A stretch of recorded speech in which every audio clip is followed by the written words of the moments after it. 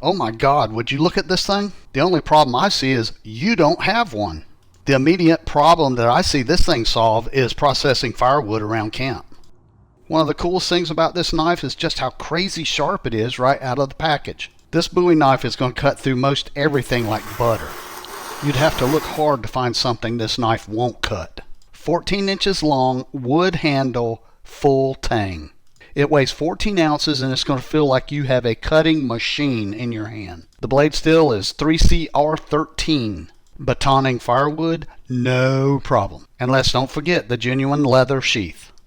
Speaking of the sheath, I did see some reviews where some people weren't crazy about the sheath. Some said it was hard to slide the knife back in. Well, I would say yes, especially compared to smaller knives. On these longer knives, you just have to take your time and make sure you're safe. So the sheath, not an issue with me. For those interested, this knife weighs 14.4 ounces. Is it worth it? Well, I think this Bowie knife is an exceptional value. The cool factor is off the charts. It is super sharp and it is tough. I consider this Mossy Oak Bowie knife a buy.